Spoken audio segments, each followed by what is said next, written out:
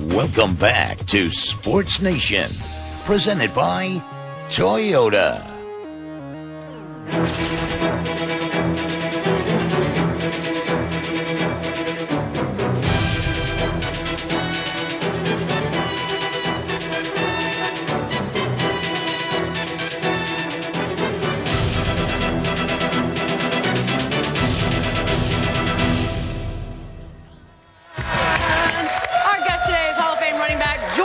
On behalf of the Young Warriors Foundation mentoring program and enjoying those highlights, I see. Oh, yeah. Give it up for Eric Dickerson, please. Yeah. Thank you. Okay, so Marcellus not here for a minute because he happened to be a huge fan of yours as a kid. As a matter of fact, I think he said you were his idol at one point. Yeah, I always said that. Makes me feel good. It's good. Well, and as a result, he now has a special tribute for you. So, Marcellus, come on out. Oh, no.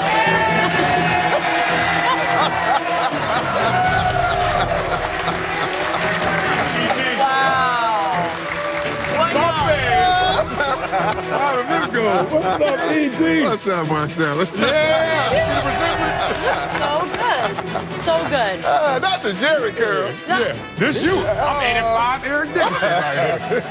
My curl was a little better than that now. Oh, yeah. I hope so. I'm missing the spray bottle. Other than that, spray bottle. this should be your new look. It really should. Can you grow that out if you want to or no? Look at you. That is weird.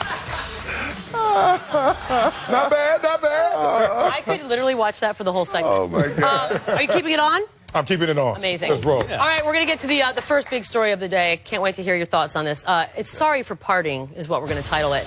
It's a photo. It was the talk of the town last week. Johnny Manziel, of course, back on the scene this last weekend. In defense of that, it was the 4th of July weekend, and he was in Vegas, as were many. Photos surfaced all over the internet, one of which appears to show him tightly rolling up a dollar bill in a bathroom. Kids, money. That means bad things. It all comes after the Browns told him he's got to simmer down, which is the thing. The question, Eric, that I want to ask you is, should his teammates, his brand new teammates, have a problem with what he's doing so far? Of course they should. Okay. You know, he's representing the team and his teammates, so for sure they should have a problem with it. I mean, he hasn't played a game in the National Football League yet, and he has to go out and prove himself. I mean, my best example I can give you, this was 20 years ago, we were down in San Diego, and it was Ryan Leaf. That's when Ryan Leaf came to the league, and Ryan Leaf was very arrogant. As a matter of fact, the girl I was dating at the time, she didn't even know football. She said, he is very arrogant, isn't he? I said, he's kind of arrogant. And I was out the league, and I'm standing there with Bruce Smith, and Bruce Smith said, man, I cannot wait to get my hands on him. So you know how Bruce, yeah. Hey. So you know. But Well, obviously you're a Hall of Famer, and I played with 5 Hall of Famers, and let's just say 4 of them like to burn a little midnight oil, okay? And in that respect, there was no direct correlation between if you were a guy who liked to party versus how you performed. Now, everyone's saying, well, you haven't performed on this level yet, so I understand that.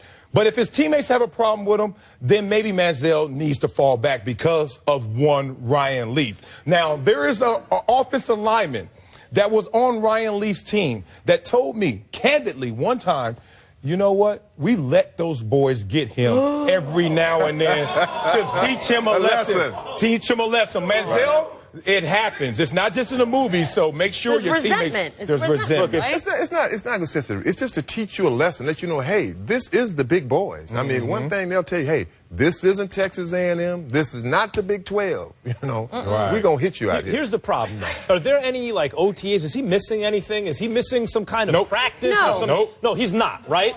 Do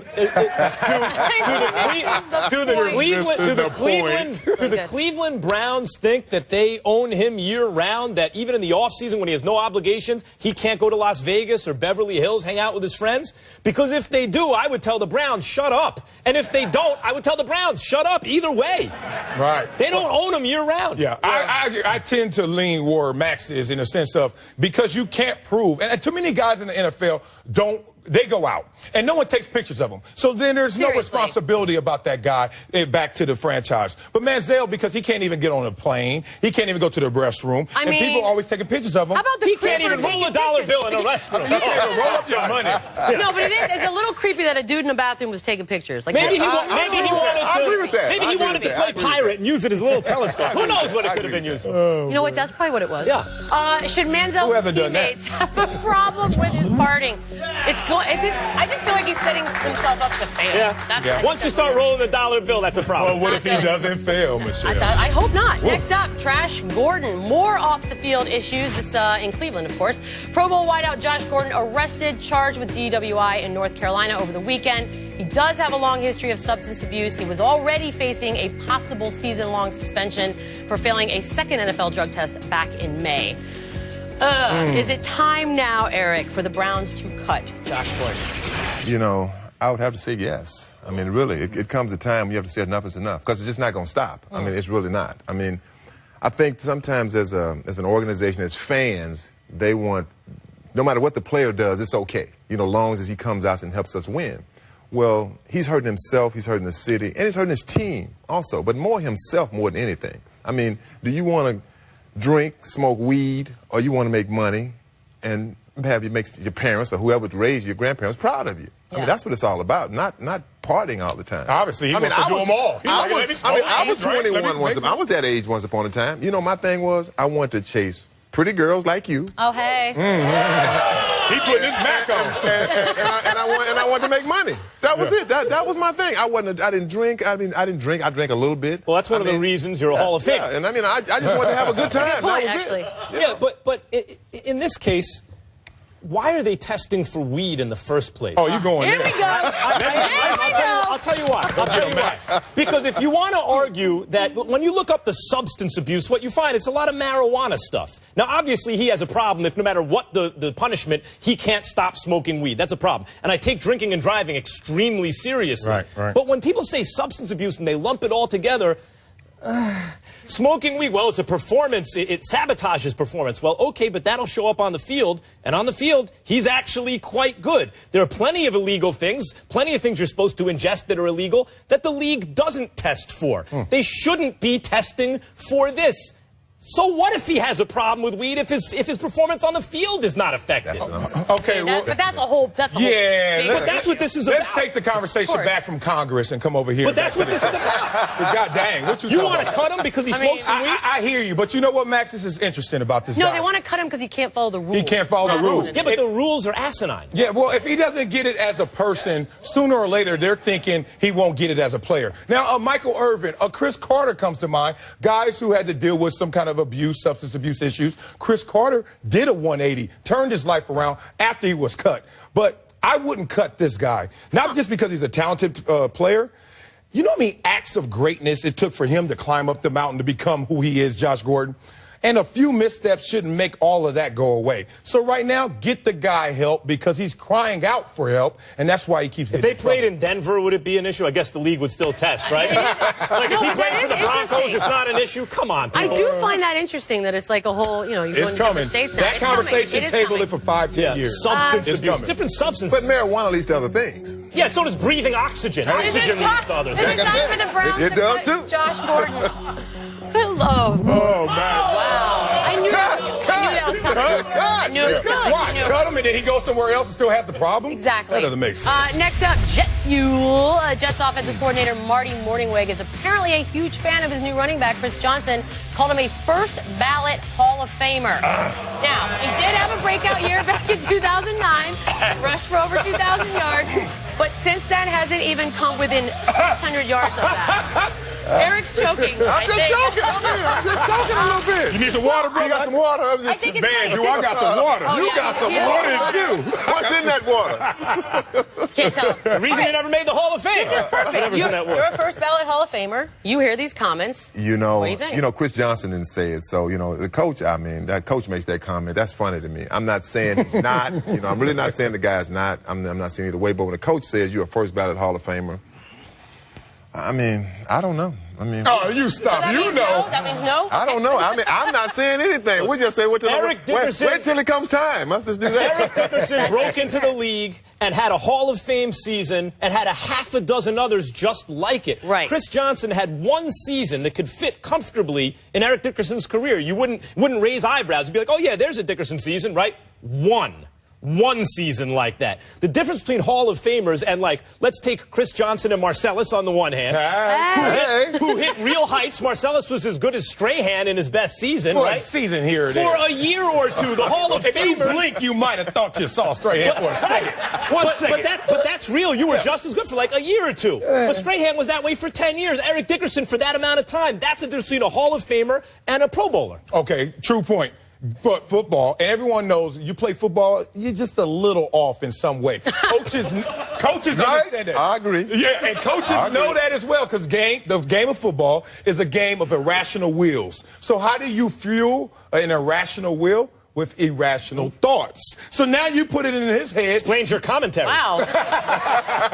No, but this is how you explain it to motivate a guy who's already had some success, but you want him to have continued success. Do you know what you're playing for? No longer to be a Pro Bowler, no longer to make money, to be like Eric Dickerson and be a Hall of Famer. But the true test is, when you go to Canton, you see your bust there, you're like, I get it. When you see Chris Johnson, the dreads there, you're like, what the hell? No, wrong place. All right, it was the coach, but do you love or hate that he called Chris Johnson a first ballot Hall of Famer? Whoa, we have to go up the screen to see that. 85%. These have not been close. What are you doing? Last up, setting the bar low. So expectations for Jadeveon Clowney are sky high after the Texans drafted him first overall, but Clowney had this to say about his personal aspirations. Quote, my goal in the NFL is to sack Andrew Luck. He's a dangerous quarterback. He makes good decisions with the ball, so I just want to get after him and sack him one time. Oh, come on. Eric, that's his aspiration? I hope that's like one on a list of many, but that's what he has. What, are you going to play the coach every week? We're going to play them every Sunday till I sack it. Like, if you're the team and you hear that. I mean, that's kind of low. I mean, that's some low. That's like, I just want to put my uniform and say I walked on the field. I don't even want to play. I just want to.